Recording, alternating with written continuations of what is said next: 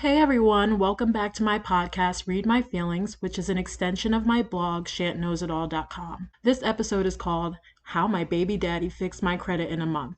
Just 3 months ago, I was sitting in a homeless shelter and I needed to find a place to live fast. And I knew my credit was bad, I had an eviction on my record, and it was a crisis situation. On September 18th, I joined C.H.E.S.S Credit Solutions, my daughter's dad's credit repair program. October 19th, my credit score had jumped 167 points. So I started at a 526 in September. It jumped to a 693 in October, and now I'm sitting at a pleasant 702 for Experian. He's had this program and been running this, all on his own for about 7 years or more.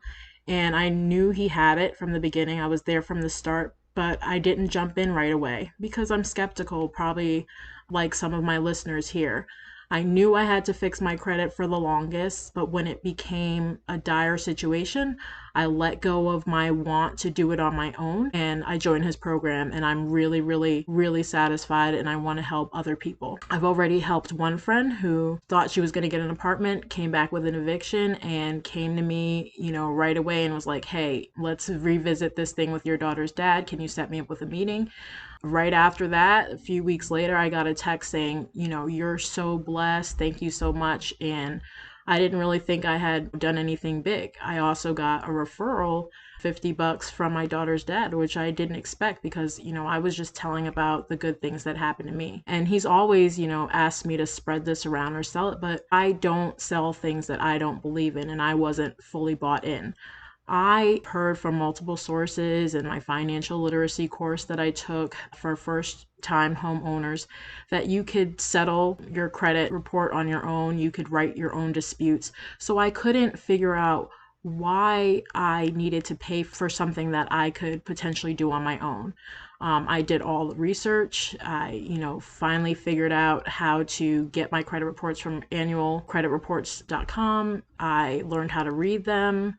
I watched YouTubes and read books and tried to figure out how to write my own dispute letters, which I did. I had them in envelopes ready to go to the 3 bureaus. But the reality hit me that I really didn't know what I was saying or what I was trying to address. Just saying, hey, this is not my bill, wouldn't work without any documentation that I didn't have, and I wanted to move quickly. And my daughter's dad, he always said that he could help me, and I never jumped on until it became necessary. And that's what he explained to me after I had the results. He said, everyone is going to be a client eventually. He doesn't get upset when people don't move because eventually they will need his product. So he's just there to educate them, have multiple conversations, and just help them over time until they're ready. And so I made this podcast because I want to encourage people to get ready faster. This is an invisible gift. It's not like buying a pair of shoes or, spending money, getting your hair done, or, even buying a blunt to smoke. It's an invisible gift that makes me feel so steady and happy and free. Like I have so many options. I can get whatever car I want. I could finally get an unsecured credit card now if I wanted to because my credit score is in a better position. Before this, I had never had my own credit card before. I always needed a cosigner to get a car. I always thought I had to come up with huge down payments, but now I have some leeway. I have to get assets because income follows assets. I know it's tax time coming around and people are going to get refunds, so I encourage them not to be short-sighted, not to try to put a down payment on a car that they're going to end up spending even more on with high interest rates because of bad credit, but instead to take a chunk of that money and really fix the core issue. I have a cousin that buys a used car off Facebook Marketplace every single time it's tax time. I have a friend right now who thinks her score might be around a 526 and she wants to go put $1,000 down and get a car. I work at a car dealership right now. It's really, really eye-opening. I know that your score has to be higher. I know what that does for interest rates. For example, a 6% interest rate on a $20,000 car for over 3 years, your payment will be around $600, but at the end of the, car ownership, you will have paid interest at $1,900, like less than $2,000. That's a 6% loan. A 19% loan, and I chose that because That's where I was when I first got my buy here, pay here car. I signed into a 19% loan. At a $20,000 car again in 3 years, you'll pay $733 a month, and the interest paid on the car will be over $6,000. But people be so excited to get a new car or to get approved at all that they don't care about that extra $6,000 that got added on, and that could have been for insurance or repairs when you need them. Can you imagine a car that doesn't work at a 19% rate that you're stuck with, and you still got to pay an extra $6,000 overpriced? At the car dealership, I have hopefuls, people that are like, oh, I don't know what my credit is, or I think I have bad credit, I don't want to run it, or can you just run it, see whatever I can get? And that's never the position you want to be in. That's a position that's powerless. It's the position that has been echoed since the beginning of the crisis for Black people with credit. It starts in sharecropping days. And on PBS, it says that after the Civil War, former slaves sought jobs and planters sought laborers. The absence of cash or an independent credit system led to the creation of sharecropping. And sharecropping is a system where the landlord planter allows a tenant to use the land in exchange for a share of the crop. This encouraged tenants to work to produce the biggest harvest they could and ensure they would remain tied to the land and unlikely to leave for the other opportunities.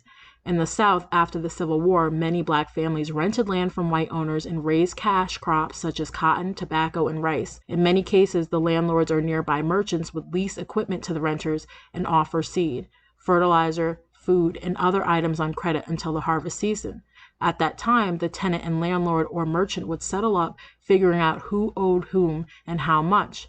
High interest rates, unpredictable harvests, and unscrupulous landlords and merchants often kept tenant farm families severely indebted, requiring the debt to be carried over until the next year or the next. Laws favoring landowners made it difficult or even illegal for sharecroppers to sell their crops to others besides their landlord, or prevented sharecroppers from moving if they were indebted to their landlord. And that's where I was, indebted and unable to move. And that's where a lot of us are. The title of the article I just read on pbs.org about sharecropping is called Slavery by Another Name. I propose that bad credit is slavery by another name. It's the same thing, and we have to free ourselves. What's credit? It tells you how at risk you are to pay people back. And poor credit scores, 300 to low 600s. Fair to good credit scores, low 600s to mid 700s. That's where I'm at now, finally. Very good and excellent credit scores are above the mid 700s, and the highest score you can get is an 850. And let me tell you, at the car dealership, when people have a score of 800, they tell you right on the phone. They're so proud of it because they know, like, whatever they want, they can have. And I want that for you as well.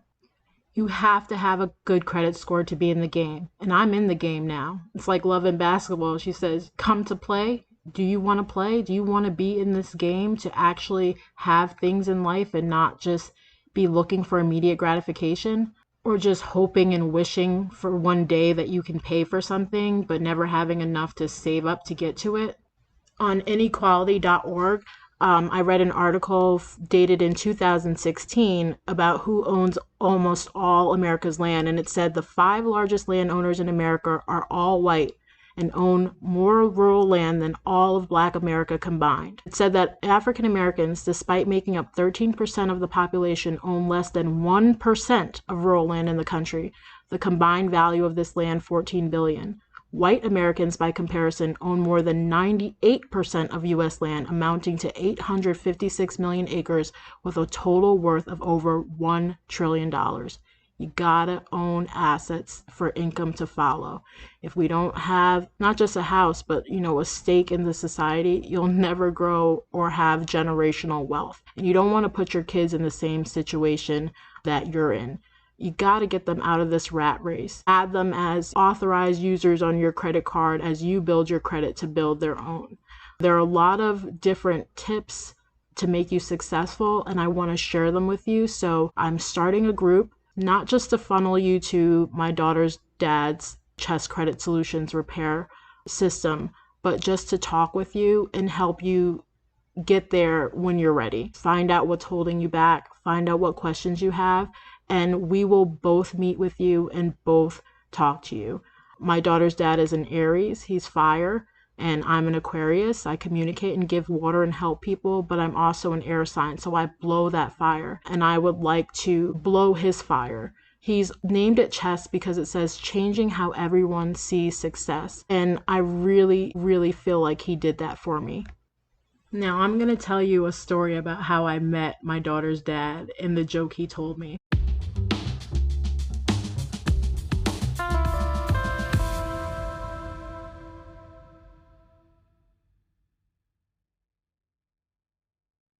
My daughter says the joke's not funny. A lot of people have said it's not, and I'm even going to include a poll on this podcast for you to tell me whether or not this joke was funny. But I met him in a strip club, right? And it was the first time I had ever been to a strip club, but I really wanted to go. Me and my best friend had tried in Boston and found out that single women can't just enter into a strip club. They have to be escorted or, have a guy with them. And I was dating this guy for a while. He was in the army. He was pretty insecure about things. Like, he was insecure about the same things I'm insecure with, so it doesn't really work. I remember we went to a comedy show. He didn't want to sit in the front because he's dark skinned. He didn't want to be picked on. I actually got called Cicely Tyson or something by a comic once, but I got over it. So I really like people that face their fears. I like people that have a background like me with inspiration and growth and education to go further. But I do like a little past. I like something to, feel familiar with. So I'm in the strip club. We get there and I tell this guy, I'm like, hey, let's separate because I want to be free. I'm like, let's see how many numbers we each can get in this club just so I could, roam around. And my daughter's dad sits down next to me and my cousin at the table, and he comes over and I tell him I'm home for the summer from a science internship at college that I got into, and so I'm just here for a little while before I go back to school. And I'm in cognitive neuroscience and I'm really smart, and we're talking. He's a nice guy, and he tells me this joke. He says there's 3 scientists and they're traveling through the desert, and they are hungry, they are tired, they are hot, they are thirsty, and one is carrying a gallon of water, the other one's carrying a loaf of bread, and the third scientist is carrying a car door. So as they're walking, they get really hungry, and so, the scientist that has the bread, they toast it on the sand because it's hot. I thought that part was funny. So they toast the bread and they eat it and they're full.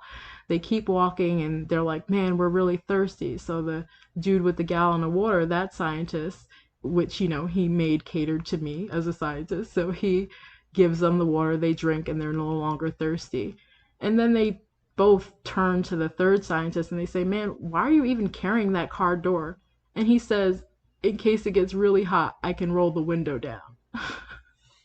When my current boyfriend, got the nerve to actually come up to the table where, it was a foursome now, me, my cousin, my daughter's dad to be, and his best friend or cousin or whatever, he comes up and he's like, hey, you ready to go? And my daughter's dad is like, no, this is my girl now. She's leaving with me. And I didn't leave with him, but I thought it was really cool and aggressive that he knew what he wanted and he got it. And, that's what he's always been like. He's always been a go-getter, and in sales he has the gift of gab like his mom. And that was the first time I ever heard that term, the gift of gab, because this guy can sell anything. He likes to sell. He's always the top performer for sales, and he always invited me to get into sales, but I didn't really want to do it. He was selling computer technology at one point, and I was working in computer technology and understood it. So he was like, you would make so much more money than me because you actually understand it.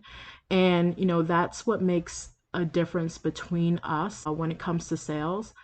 I don't look at sales as I'm trying to be a top performer to get money. It just kind of naturally happens for me because I really don't focus on urgency. I look at it as, people buy from people they like. I learned that in sales, but I also learned that you can take a more consultative approach. It's kind of like helping someone pick out a pair of jeans, because technology is way faster than a salesperson. Like, people look through the different options and they're trying to find the one that fits for them. And so that's what I really like to do. I like to find the one that fits for that person. But I do applaud my daughter's dad because he has been in this business for so many years that listened to podcasts and networked with different people and worked under mentors and, hired different partners and affiliates to work with him.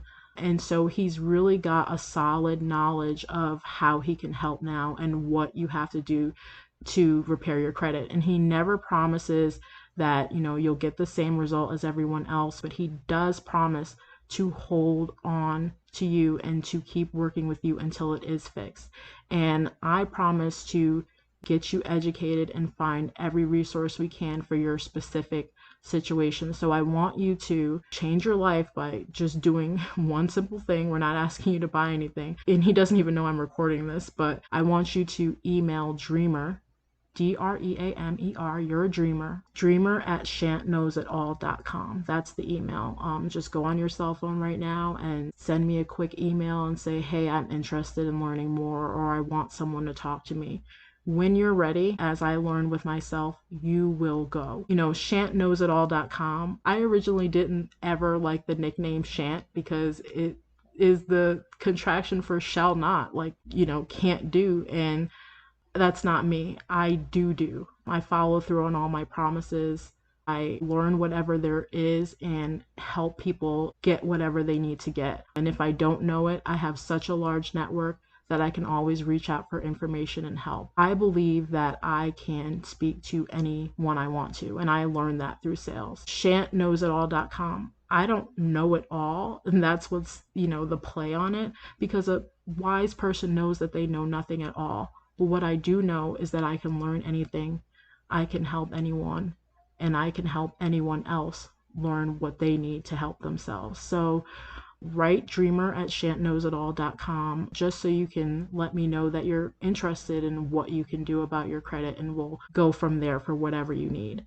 A lot of people don't want to fix their credit because credit repair agencies cost a lot, or they're not sure that the results will come and they just got ripped off. That's what my financial literacy counselor assumed would happen to me. And so she was really surprised that, I fixed my credit so fast. And, that's not the case here. We work with people. He works with people on a case-by-case basis, works on different payment plans. And I also work with people to budget and to save. I created a budget sheet that I will share with you for free. Eventually I wanted to sell this thing, but now I know that, for anyone to reach their dream or at least come to the level where they can make plans, they got to just use my budget sheet. I learned about creating the budget sheet when I worked temporarily for a new startup, and the guy was trying to fix mobile banking and to, stop people from doing overdraft fees by actually showing them what they could spend. Researching with him, I learned that banks were making like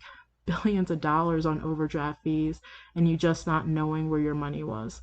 At a previous startup, I had learned that mint.com was an option to, budget track. I know someone on Facebook the other day was talking about Rocket Money, so I checked that out.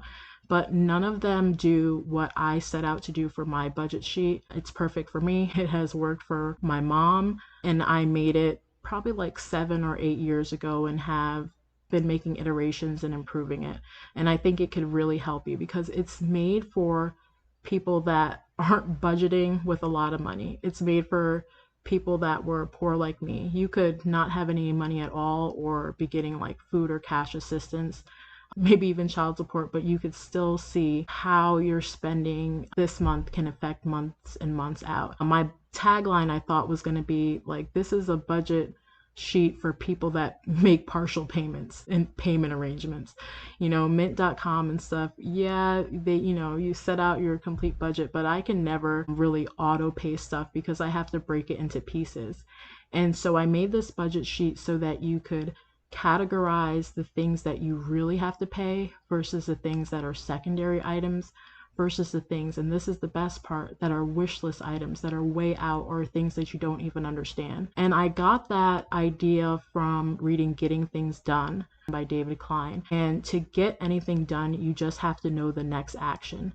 And to stop your brain from obsessing and not really moving anywhere, you have to put down everything that you want. You have to do a mind dump and then work backwards from there. So, what's your end goal? I have things on my budget sheet that are way out, like take a vacation with my daughter or pay somebody back their, money, or student loans. They're not on my credit report, but I know that I owe like thousands of dollars, so it's on there. And I feel satisfied with the fact that it's on the budget sheet, that it's accounted for, so my brain doesn't have to keep thinking about it. And I can budget not only what I have for this month, but months and months out. At making $15 an hour, I was still able to save $5,000 for months with this budget sheet, because not only do I plan the budget, but I also can see what happens as I'm spending against what I've budgeted for that month. So I would love to share my sheet with you and show you how to use it. When I first started, it was a lot harder to use, but after I took a data analytics course earlier in the spring of 2024, I learned how to do some more things with pivot tables and have automated it so that you can create categories. Things like, you're going to get a refund back from Amazon, or someone gives you cash, or you have just, a one-time gift that you made for someone. Those things aren't covered by normal budget sheets. I would like you to be able to plan months and months out to see, if I buy this wig this month for my birthday, will I be able to pay rent this month and next month, and how can I change it? Your first priority on the budget sheet is, rent, transportation, medical bills, things that are high priority that you have to pay. The second level shows you your budget and how much you would have to spend if you started spending things that are kind of just eating out, or things that are not necessary but that you do spend on. And then, like I mentioned, the third tertiary level are wish list items, or things that you want to get to, and you can include them in your budget when you get to them. So again, I'm going to share my email, dreamer@Shant-Knows-It-All.com, SHANT knows-it-all, one word.com. If you would like to get a copy of this budget sheet and start working with it, or if you would like to get a copy of the sheet and spend 15 minutes with me setting it up so that you can use it. It's a great sheet. You can include income from multiple people, like, what's dad's income, what's mom's income, what's the fifth week paycheck that comes, as a bonus payment for this month. You can include all that. And like I mentioned, you can include refunds and reimbursements, and then you can also track every single thing you need for months and months out. It's called My Life, My Budget, because your budget and your life are just so in sync. They're so necessary. You can't move forward if you don't have savings, if you don't know where your money is going, if you're just keeping a mental picture of it in your head or writing it down on little pieces of note paper. Money is fungible. So in your head, you can say, yeah, this money's for that. But if you get something else, you'll say, oh, that same money is for something else. So you really, really, really have to have a clear picture if you want to move forward. And so I want to help you with that. And hopefully, if you're not getting a tax refund or you don't want to use it for that, I can help you with this sheet to save a little savings so that you can get your credit fixed. That's what I did. And that's what I'd like to help you do as well. So let's get out this rat race. They say money can't, fix everything, can't make you happy. But my mom told me one time, yeah, but if you get an influx of money, don't you jump out of bed that day when you could be really depressed, but when your check comes, don't you, jump up and you're happier now that you have freedom to do what you want?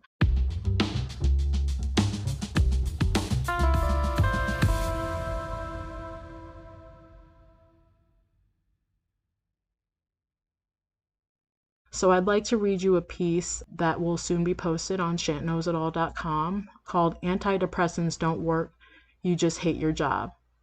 By Chantal writes, after years of neuroscience research, I began this blog once validated by Johann Hari's Why You're Depressed and How to Find Hope. It starts. My favorite line from the movie Office Space, Peter Gibbons. So, I was sitting in my cubicle today, and I realized ever since I started working, every single day of my life has been worse than the day before it.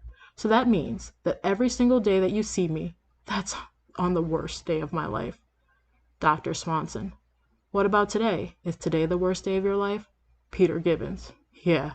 Dr. Swanson. Wow, that's messed up. Laissez-faire. To believe the American dream, you have to be asleep. Malcolm X. In 8th grade, I realized that I didn't sign the social contract to work for the rest of my life.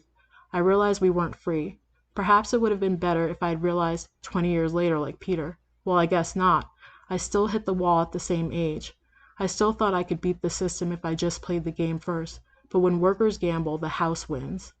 Laissez-faire in French means leave to do, so laissez-faire capitalism means leave the people to do their business without the government interference you'd see in communism or socialism.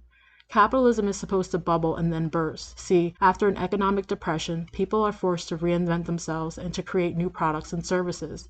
The old way, like rapidly approving high-risk housing loans, will eventually garner attention and need for regulation, so the government can't leave them to do it anymore. A depression ironically makes it very clear that poverty is an illusion. COVID made it very clear that we were being robbed of something more, time at home. I'm not the only one to wonder where all the stipend and Ukraine support money came from, since it's not backed by gold, it's infinite. Money is energy only because it can have the power to motivate you or to paralyze you. How could paper and numbers on an ATM screen have the ability to control supreme reasoning beings on this big rock floating in space? How could not having it stop your ability to create your future? Connection is the cure. Being disempowered is frustrating. Frustration leads to depression and then isolation. You need friends. If that seems impossible, talk to me. I can talk with anyone and make it fun. Isolation is the dream killer, not your attitude. Barbara Sher. What if we made you do what you want to do? Society already makes you do what you have to do. We need success teams. Antidepressants don't work on kids because they don't buy the story. They are not in control, and their purpose is influenced by parents trying to live through them or failing to respect them as little adults. If they were in charge of themselves, perhaps they could believe that they could bring more excitement to their work, their gym, their relationships. Parent yourself first. You is kind, you is smart, you is important. Finally, I'll say that it's up to you to move now. Proverbs 14, verse 23 says, "All hard work brings a profit, but mere talk leads only to poverty." I really don't want to be in poverty anymore.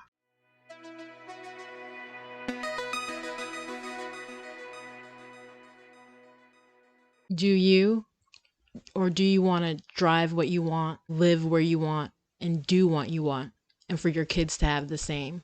Hashtag free him, hashtag free her, hashtag free you from bad credit slavery.